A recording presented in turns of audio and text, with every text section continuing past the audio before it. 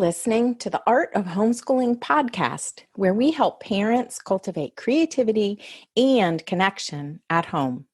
I'm your host, Jean Miller, and here on this podcast, you'll find stories and inspiration to bring you the confidence you need to make homeschooling work for your family.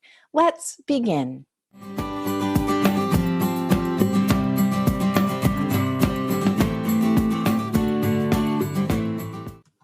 Hey, homeschooling friend. I'm so glad you're joining me today. We are talking all about lifelong learning, a favorite topic of mine, and I have some great strategies to share with you.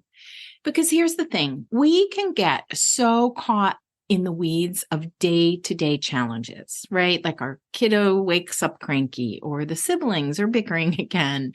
When it comes time for lessons, there's a lot of whining. Or maybe we're just out of peanut butter for sandwiches. Even when lessons are going well and it comes time to plan our next block, we sometimes wonder how to decide what's most important to teach our children and why. I get this question a lot. It sounds something like this. What about geography are we trying to teach at this age anyway? Or how do I even decide what to include in a 4-week block on ancient civilizations? There's so much to choose from. When I'm talking with parents about planning homeschool lessons, I often say, let's zoom way out for just a moment. What is our overarching goal here? And the 30,000-foot view answer is cultivating a love of learning. That's what we all really want to achieve in the end, raising children who become lifelong learners. So how do we get there? That's what we're talking about in today's episode. Wherever you are in your homeschool year, remember to keep the truly important things at the forefront: connection with your children and building a culture of curiosity in your home. The truth is, it all starts with values. What are the values you hold most dear? When we can keep that front and center, keep those values front and center, there's so much more ease in our day-to-day homeschooling. If you need help identifying those values for your family, go back and have a listen to episode number 4 here on the podcast. Why are we homeschooling? How to write your family vision. You can find it at artofhomeschooling.com/episode 4, because identifying and aligning your family values with your big picture plan can help guide your homeschooling journey. Now let's get into the 5 strategies for raising lifelong learners. Number 1, cultivate curiosity. No matter what their age, children are curious, and we can encourage that. Think of babies who learn about the world by grabbing things and putting them in their mouths, or toddlers who ask endless questions, children who get obsessed with dinosaurs or lizards or outer space. Help your children explore their interests and continue to be curious about the world. My road to homeschooling started way back when I was a classroom teacher, before I even had children. I taught in a public school outside Atlanta and had a class of about 30 high school seniors. I remember feeling so distinctly that there were maybe 2 or 3 of them who still had that spark of curiosity in their eyes about learning. That's when I decided to start exploring alternatives in education and eventually wound up homeschooling my 3 children. Remember to keep that spark of curiosity alive by reading great books, weaving in the arts, getting outdoors to witness the awe and wonder of nature. This is where curiosity begins. Then curiosity leads into creativity, problem solving, and self-directed learning as kids learn and grow. Strategy number 2, model curiosity and lifelong learning. Show your children that learning happens every day. What are you curious about? That's a real question here. Take a moment to think about that. What are you curious about? For me right now, I wonder where the monarch that will emerge from a chrysalis I found in our garden will migrate to. And I wonder which chords I need to learn to play on the ukulele to play a seasonal song I love. Model curiosity for your children. Show them that learning happens throughout life. I find it often helps to point out to children when you're, let's say, in a botany block, that there are adult naturalists in the world who devote their lives to studying plants. Introduce your kiddos to some of these individuals or visit a museum to hear a talk about those amazing mushrooms. That's how we model curiosity and lifelong learning. Let your kiddos see you reading, learning a new musical instrument, taking up a new sport. Strategy number 3, explore your community. Find interesting happenings around you in your community. Discover land formations or cultural experiences all around you. Rudolf Steiner, the founder of Waldorf education, he suggested to the very first teachers he trained in the first Waldorf school back in 1919 that as teachers, we want to be peoples of the world. So be curious and go on adventures with your kiddos.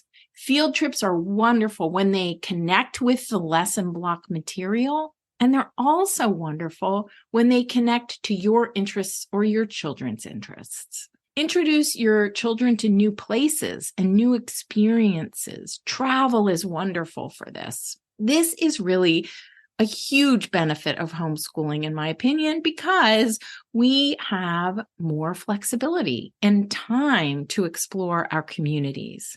I have often said through the years that maybe instead of homeschooling, we should call what we do community schooling. So be sure to get out and explore your community. Strategy number 4, invite your children to pursue their passions. Create an environment in your home where each of your children can pursue their passions. Here are just a few ways you can do that. Weave their interests and passions into a subject or lesson that you have coming up, wherever possible. Gather books on the subject and leave them around your home for your children to peruse. This is known in the homeschooling world as strewing. You just leave books all around for children to get interested in and pick up. Be willing to hear why your kiddos are so passionate about a topic and what they're learning. And as they get older, help your children connect with experiences in your community related to their interests and passions. For my own kiddos who are now all grown, here is just a glimpse at where a few of their passions have led. A passion for cars, which started as a toddler, led to learning motorcycle mechanics as a teen and now to working in R&D, research and development, for a bicycle manufacturer. A passion for Legos and a gift for spatial relationships led to majoring in math and currently to working in supply chain management. And a passion for animals and drawing has led to working in a coffee shop in an animal rescue mission while doing freelance art on the side. We never know where a child's passion will lead. I recognize that I now have the luxury of hindsight these days, but here's the thing. Our kiddos' passions may not lead to a future vocation, but following our passions, allowing our kids to follow their passions really helps our brains develop and inspires self-directed learning. As parents, it all starts with observing our children and getting to know them as individuals so that we can help feed their passions. And strategy number 5, relax. I'm serious about this one. Enjoy the journey. Believe me, this was not easy for me at the beginning of our homeschooling journey. But here's the thing. When we feel tense or anxious about the lessons, our children can sense that. And they often experience it as pressure. And that does not help with learning. Instead, we want to find ways to let go of the shoulds and relax into learning. This is where inner work can really help. It can help us to examine our thoughts about the progress we're making, about our children's behavior, and all kinds of things about ourselves. There is so much richness in exploring new ideas or new experiences with our kiddos. So remember, our brains are wired for learning. Children are naturally curious. Parents often feel relieved when I suggest that they think of their job as a homeschooler as creating experiences rather than teaching. We want to offer up the learning in such a way that children are inclined to say yes as often as possible to help children make progress in a subject, because pressure is not motivating, but progress is. If you'd like to talk with a homeschooling parent who's been right where you are, I have a limited number of mentor sessions available. We can meet on Zoom or over the phone, your choice, and you can ask me about planning your lessons, what to do when your child resists, how to let go of the shoulds, connect more with your kiddos, and cultivate curiosity. For more information about my mentor sessions, you can go to artofhomeschooling.com/mentorwithjean. I'd love to help you feel better about your homeschooling journey. As we wrap up, I want to share with you one of my favorite quotes about learning. This is even included in our family vision statement that Brian and I wrote way back at the beginning of our homeschooling journey. Here it is, a quote from Harold Taylor. If you want to ride a horse, dance a jig, climb a mountain, build a boat, write a novel, study history, think intellectually, become educated, a certain amount of instruction in a class in this subject will be useful, perhaps for 2 or 3 sessions. After that, you will need to get a horse, start dancing, climbing, building, writing, thinking, and educating on your own. That's how we raise lifelong learners, by offering experiences to our children every day that help cultivate curiosity and foster connection. Here's a quick recap of the 5 strategies to help you in raising lifelong learners.